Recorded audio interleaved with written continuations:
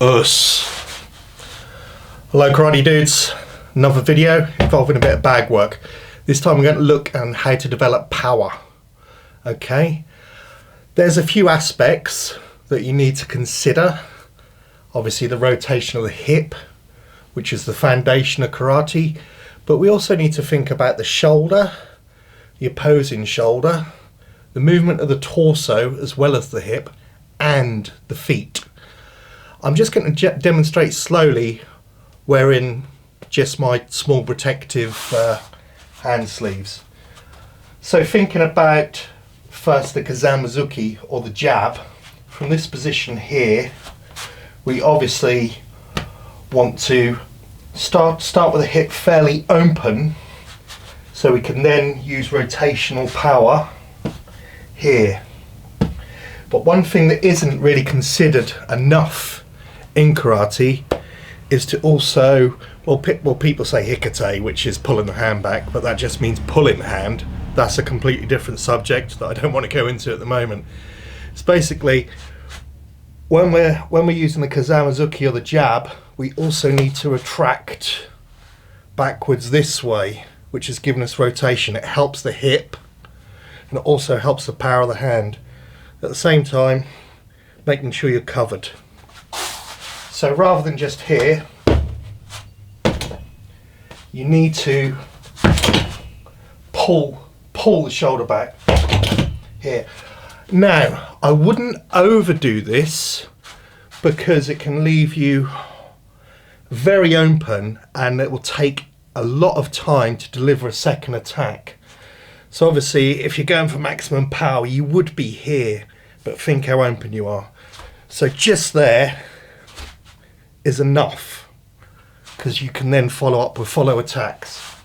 So again for the Kizami Zuki, I've got the legs bent, nice stable stance, and just again looking at the top, I'm going to drive the hip forward here and also pull the shoulder back here, nice and slowly, here, here, here.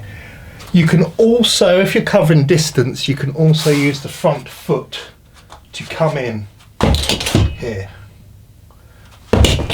here. But at the same time, you still want to do that action here. So slowly, here. And now I can still follow up with the second hand.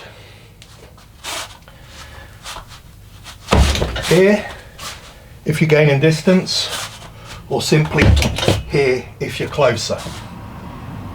I'm just going to put on the bigger glove so I can just demonstrate the difference of power. So, with no hip, but using the tricep, which is still strong, here, here, to get that snap, that kime, that focus. Another essential part is to always be relaxed until the moment of impact.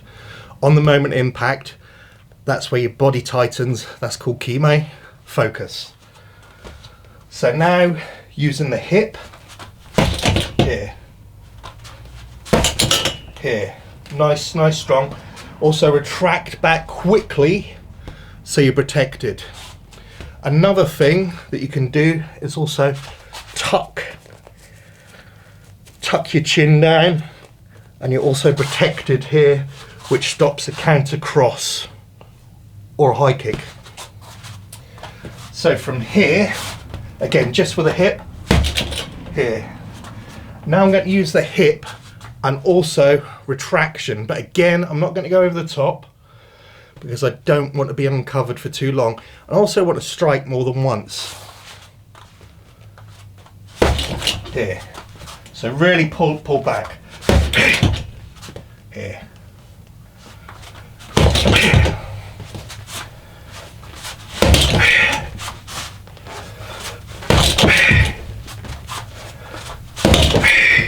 So just that slight one at the end, there's a bit more emphasis there, which just makes it so much more powerful. And again, you've got the option for the sliding foot. Here.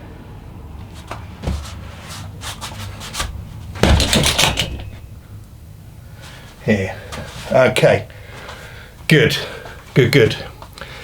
In the next session, I'm going to look at the footwork, how to drive from the foot, how to get power, and to demonstrate this, I'm going to do the Zuki, the rear hand punch.